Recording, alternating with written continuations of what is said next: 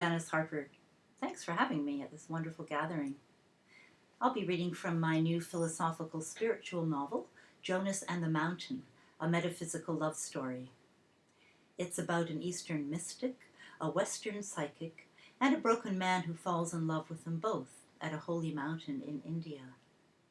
More than an unusual love story, Jonas and the Mountain is a quest for the deepest truth, an excursion into the nature of reality. Here's the book cover. Now, the mountain on the cover is an artistic rendering of an actual mountain in India, Mount Arunachala, where most of the novel takes place. I've spent much time there over the years myself, and Jonas's experiences on retreat with his guru are based on my own experience. The Western psychic Anamika, another main character who has a lot in common with me, inadvertently becomes an expressive arts therapist by discovering that giving arts exercises help to bring her unique metaphysical teachings home to her students. At the back of Jonas, you'll find Anamika's exercises and meditations adapted for the reader's use, as well as a subject guide to her talks. The novel has 5 parts, structured by the 5 elements in Hinduism, with corresponding themes such as the water, its confluences, fire, dreams, earth, the mountain. I'm going to read to you a few excerpts to introduce you to the 2 main characters, Jonas and Anamika. The first excerpt is from Part 1, Chapters 1 and 2, where we meet Jonas. I'll begin with the epigraph for Part 1. The mountain, earth. A damsel with a dulcimer in a vision once I saw. It was an Abyssinian maid, and on her dulcimer she played, singing of Mount Abora. Samuel Taylor Coleridge, from Kubla Khan. Chapter 1. Either the world exists, or it doesn't. Jonas drops into meditation easily, like a pebble into a deep pool, falling down, down into the quiet dark. The light flickering of thoughts occasionally nudge at the edge of his consciousness, but mostly there is silence, stillness, nothing. A deep breath expands his lungs, and he feels the welcome peace fill him, palpable, soft. And although he doesn't think this because he isn't thinking, it feels like pure relief. Or maybe he is aware of the feeling when those flickers of thoughts filter down like wavering ribbons of light from the surface into the depth of his still pool. Relief. One flicker. The awareness of the slowing down of breath, another flicker. Either there is something out there, or it's all in here and reflected out there. The world, mirroring our own inner landscape, allowing us to meet what we need to. The world as symbol, metaphor, always personally meaningful if you can see it, if you can understand, interpret the symbols. This is what Jonas's postgraduate English degree in literary criticism was good for. He was adept at interpretation. He could apply the same skills he learned to analyze metaphor, plot, symbol, theme, and structure in literary fiction to his own life. Another kind of fiction.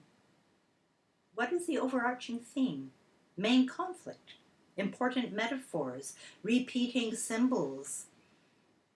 In life, as in literature, repetition is very important. A big clue pointing to issues that are uniquely yours. Repetition can indicate theme, and theme gives a life shape, separates it from others, creates individuality, or at least the illusion of it. What's the theme of Jonas's life? The major theme. For a period of 3 years, the theme seemed to be betrayal. Betrayed by his wife of 10 years, by the college he gave 7 years of his life to as a sessional instructor, by his best friend. Everything fell apart one after another in close succession, like a line of dominoes falling down.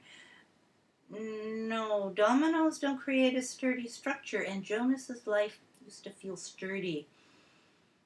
Maybe it was more like an earthquake that shook a house down to shambles on the ground, or a tornado that swept it up in its vortex, bits and pieces of staircase, table legs, and light fixtures flying around. Nothing he did for a few years was right. His whole world looked wrong. He was wrong. Obviously, the universe was banging him on the head, trying to get his attention. No! Wrong way! Stop! But it wasn't until he had nothing, not until his life was unrecognizable, that he finally stopped fighting for himself, or was he fighting with himself, and heeded the call. Falling apart is common enough in literature. It's almost a requirement, and more often than not, it precedes greater personal awareness. A never-before-imagined perspective, a setting out on a new path toward a new world. Jonas could see these possibilities after the fact, a long time after. At the time, he could barely see a thing. He just concentrated on getting through each day, which took all of his attention and effort. But that's how stories end. Crisis is reached, conflict is resolved, denouement occurs, and the protagonist walks away changed into a new, better life. So, did he have to go through all that to get here?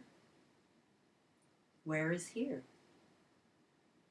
Sitting with 30 other people at the feet of his guru, D, in the open-air meditation hall in an ashram at the foot of a holy mountain in India. And obviously not meditating anymore.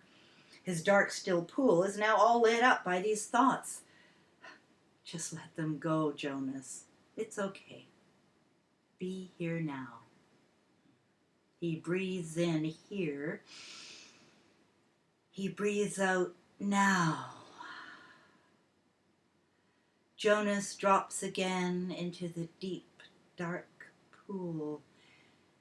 He feels his body relax. His shoulders fall. His stomach muscles unclench. His breath slow. Relief. Here comes the soft peace.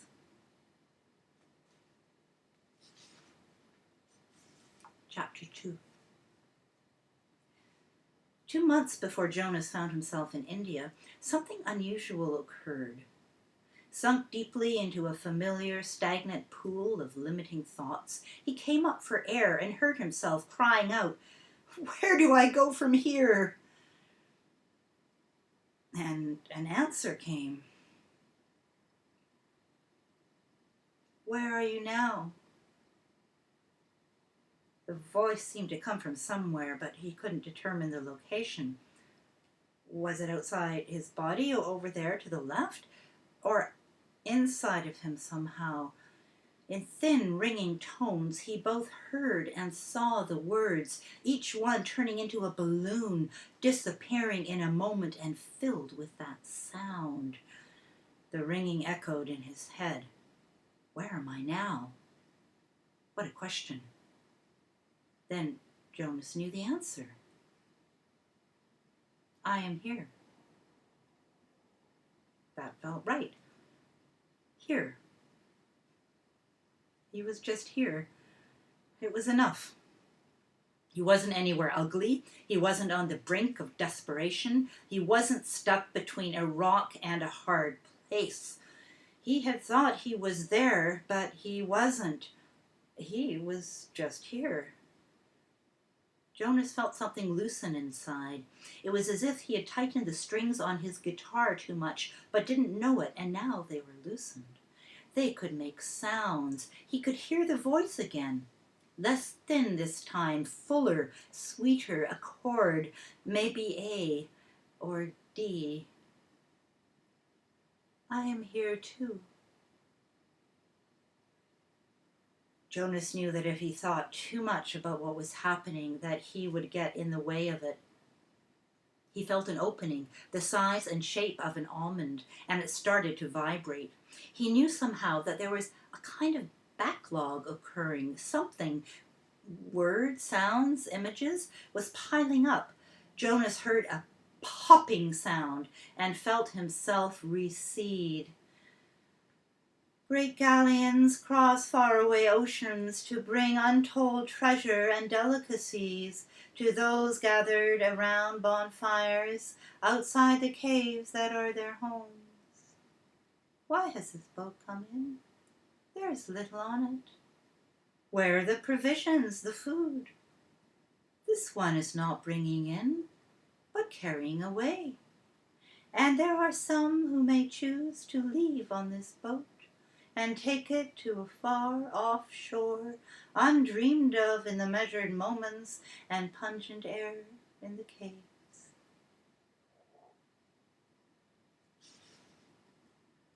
Now I'll read from chapter 3, where we meet the psychic Anamika.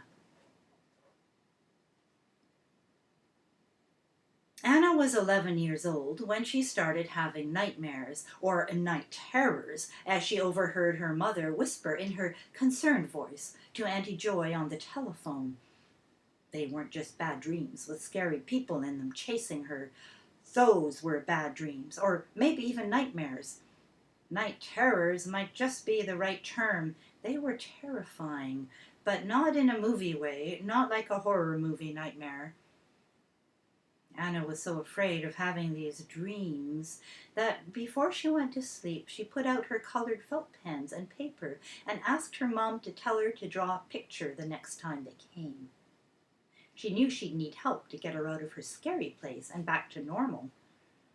Her mother had been bringing Anna to the living room to look out the window at the city lights of Vancouver as a way to get her out of it.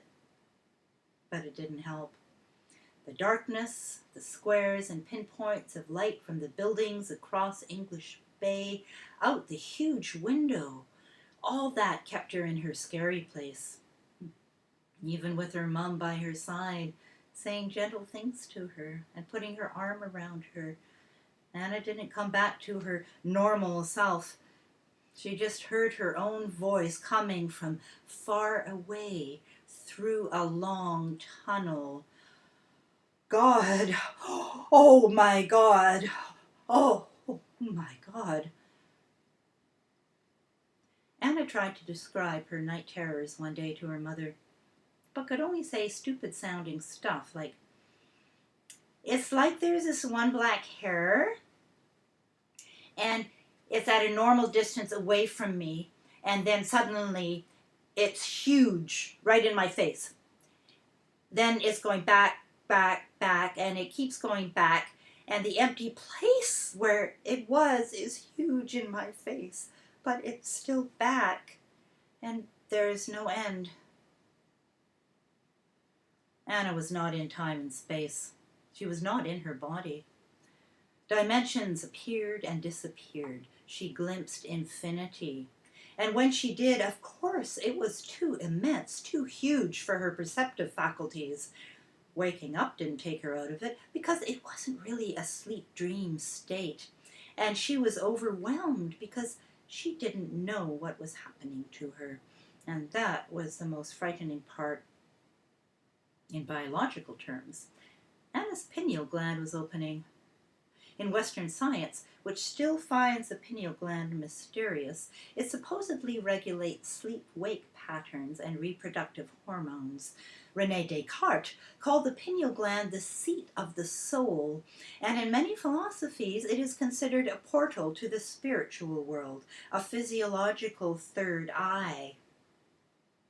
The opening of the pineal gland isn't uncommon in adolescence and is often the precursor to creative pursuits, the flaring up of artistic passions. And in Anna's case, it was a creative time indeed. She was bridging worlds. She came tumbling through the portal, her third eye opened wide and didn't blink. It was as if she were on top of a mountain and could see the entire lay of the land, everything stretching out every which way she looked. But it was also as if she were being given something that was almost too much for a person, for anyone with a body, much less a skinny little girl body with long brown braids that curled at the ends and dark almond eyes that crunched up into crescent moons when she smiled. How can anyone experience such ineffable enormity, such expansiveness, such powerful creative energy? How can anyone see through transparencies in reality and into other dimensions just as real, and still be able to walk and talk and eat soda crackers with butter and play kick the can with the kids down the block? It can be done. Anna did it. But as she grew through some very rocky teenage years into an adult, she was always aware that she was merely keeping up appearances. Sometimes she thought she would explode with all that she had to keep inside of her. So occasionally, 25-year-old Anna would experiment, usually when she was having a drink or three after her shift at the bar was over. She consciously, albeit tipsily, fell out of character and told the truth when she was asked her opinion. And the results were usually disastrous. People got very angry. She occasionally tried this sober, too, in serious settings with open-minded, intelligent people. Same results. So, Anna took a different route. One day she simply receded from the world. She all but disappeared from the face of it. And this is how Anna, the little girl who sat in the dark with her mother on a living room couch, looking out at the city lights of Vancouver and uttering, "Oh my God," became Anamika, the nameless one, and how she came to appear at the holy mountain of Arunachala in the state of Tamil Nadu in the land of India. My last reading is from chapter 5, where Anamika is on the verge of becoming a teacher of a unique system of metaphysics. She's in India now at the holy mountain of Arunachala.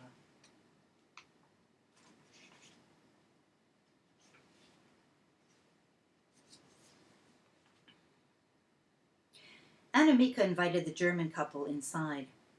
When she deposited her groceries on the table in her little kitchen area, her eyes were drawn to the clock on the shelf. It was 11:11. "Oh, hi, Mom." Her mother died just before Anna herself disappeared into Anamika. Lily had been sick for quite a while, and she also had early onset dementia, so she kept on forgetting she was sick and was always shocked to find herself in the hospital. After she returned to her comfortable assisted living home, she promptly forgot she was ever hospitalized. She hated the idea of being sick, and she was terrified of dying. This hospital home forgetting scenario repeated over several months. This last time was different. Her mother had had a stroke. One half of her face sagged, and she couldn't move one arm. She spoke clumsily and slowly out of one side of her mouth. She couldn't put on her usual happy face and act as if everything was great. Her actress persona had fallen off. She was very vulnerable, childlike. This touched Anna so deeply it hurt. She had never seen her mother so exposed. Anna felt a sharp tug on her heart when her mother looked at her from her hospital bed, eyes large and questioning, and shyly, tentatively asked, Do I live here now? Lily didn't know what was going on, but Anna knew. And Anna knew she wasn't supposed to tell. She was supposed to play the game, to act her part. So she cheerfully responded, "No, of course not. We're taking you home soon, back to your own lovely place." That was indeed what the doctors thought would happen too. Lily was recovering well from the stroke and would be home soon. Only Anna knew differently. She knew it when they arrived in the ER 2 days before, when her mother was once again in AFib right before she had the stroke. And amid the panic and distress, Lily paused and exclaimed, "Anna, I think my mom's here. I mean really here. I can feel her. Is that possible? How can that be?" Then she slumped over. She knew it when out the window of her mother's hospital room she saw a little rainbow connecting the sea in English Bay to the mountains behind downtown Vancouver. It was a short, low arc, not sweeping across the sky, but like a bridge, a colorful bridge of light situated among the other more solid bridges downtown. Anna pointed it out to her mother, who had always loved the mountains and the sea, had always insisted on living where she had a view. The hospital room had a beautiful view. Most of all, she knew it when she sat quietly beside her mother, opened her inner senses wide, and listened with every part of her. "Don't be scared. It'll be okay," Anna said. Anna wanted to help her mother make the transition, help her adjust her focal point from this life to another dimension. In other words, die. Anna knew these were the words her mother needed to hear. She also knew that they could be taken on 2 levels. On one level, her mother would be comforted, thinking that she was going to recover, go home, and all would be as before. On another level, Anna hoped she would be comforted there too, for Anna knew it really would be okay. She knew there was nothing to fear. And she knew that her mother knew she knew. Lily looked into Anna's eyes, just looked. "It'll be okay," Anna said. Anamika turned her attention away from the clock on the shelf and toward the couple who'd found a place on her floor to sit. She looked at them for a while and listened. When Anamika finally spoke, this is what she said. "This is what happens after death." Thank you so much.